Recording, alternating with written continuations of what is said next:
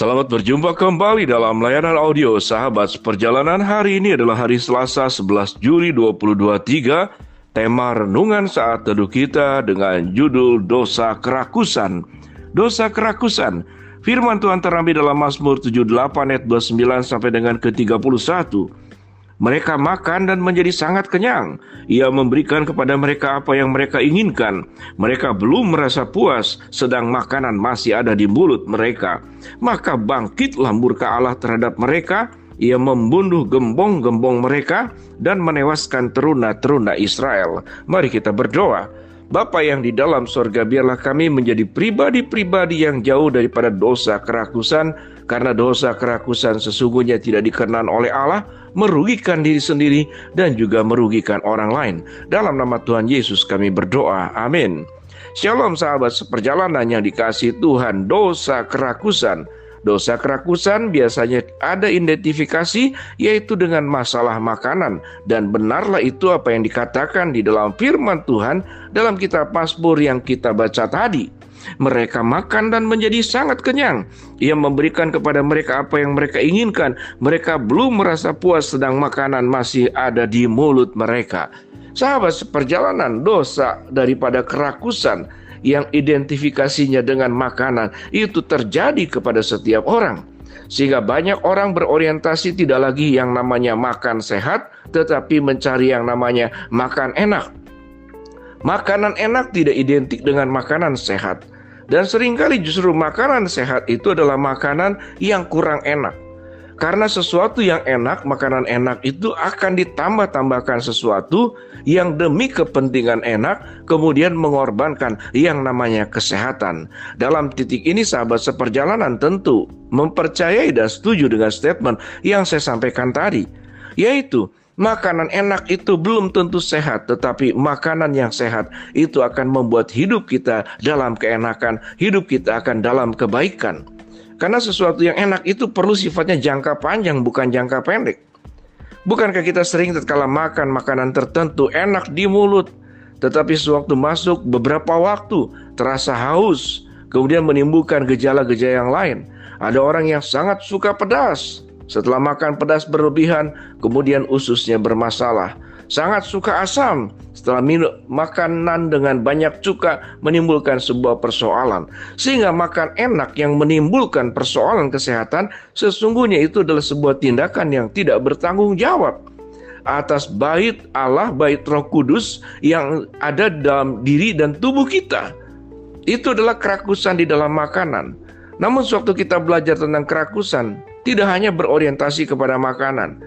Bukankah ada orang yang haus dan rakus dalam perhatian? Dan seringkali diidentikan dengan anak bungsu dalam sebuah rumah tangga. Sekalipun tidak selalu anak bungsu itu adalah rakus akan perhatian. Karena terbiasa dimanja, terbiasa diperhatikan, diberikan kelimpahan, diberikan kelebihan. Seakan-akan itu wajib. Setiap orang harus memperhatikan dia. Dan seakan-akan dia menjadi pusat dunia. Itu kalau dalam hal anak-anak. Ternyata sifat kerakusan meminta perhatian dan seringkali diminta untuk menjadi pusat dari kehidupan. Itu terjadi kepada usia apapun juga. Ada suami yang seakan-akan jadi raja di dalam rumahnya. Semua orang harus menurut ke dia. Kalau orang salah maka dia bisa mengkritik semaunya. Tetapi kalau dia salah tidak boleh ada orang yang mengkoreksinya. Dia di rumah udah seperti raja, semua diutamakan. Makan harus yang paling baik. Tempat duduk harus yang terbaik. Kalau dia tidur tidak boleh diganggu. Semuanya pikirannya tentang dirinya. Tetapi apakah dia melakukan hal yang sama untuk orang lain? Itu belum tentu. Itu orang yang haus dan rakus kepada perhatian. Ada orang yang rakus kepada posisi dan kedudukan. Waktunya pensiun, waktunya diambil alih, waktunya tukaran, dia tidak mau. Sudah duduk, dia lupa berdiri. Sudah menjabat, dia tidak akan melepaskan. Sehingga dia menjadi pribadi yang rakus di dalam posisi dan jabatan. Ada juga orang yang rakus di dalam harta benda. Sudah dicukupkan, tetap saja mencuri. Sudah dicukupkan, tetap saja korupsi. Itu bukankah berita-berita yang kita dengar di media sosial? Baik media surat kabar kertas, surat kabar elektronik, dan media-media yang lain. Itu orang yang rakus. Dan gambaran yang luar biasa dari bagian ayat Alkitab yang sudah kita baca tadi, yang mungkin sahabat seperjalanan belum pernah mendengar dan membaca bagian ini sebelumnya. Apa yang dikatakan? Mereka makan dan menjadi sangat kenyang. Ia memberikan kepada mereka apa yang diinginkan. Mereka belum merasa puas, sedangkan makanan masih ada di mulut mereka. Bayangkan, pertama, mereka makan sudah sangat kenyang, namun tetap tidak puas. Sementara makanan masih ada di mulut mereka, belum selesai, kemudian dia meminta lagi. Ini gambaran kerakusan yang sangat sempurna. Sudah kenyang, makanan masih ada di mulut mereka, namun tetap masih meminta, masih memohon, bahkan bisa saja merampas. Sehingga Alkitab mengatakan, maka bangkitlah murka Allah terhadap mereka. Sahabat seperjalanan, pada titik ini, siapakah kita? Apakah kita menjadi orang-orang yang rakus dalam banyak aspek? Ada orang yang rakus dalam kemalasan. Jadi kerakusannya adalah malas. Jadi istirahat sudah cukup, minta istirahat lagi. Cuti sudah cukup, minta cuti lagi. Terus meminta hal-hal yang spesifik dan seakan-akan minta dispesialkan. Sudah dapat tunjangan, mungkin liburan, tunjangan apa, tetap tidak cukup, minta lagi.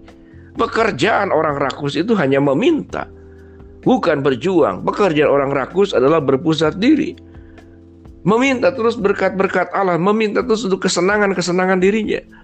Kalau orang yang berpusat diri, dia tidak akan memikirkan kepentingan orang lain.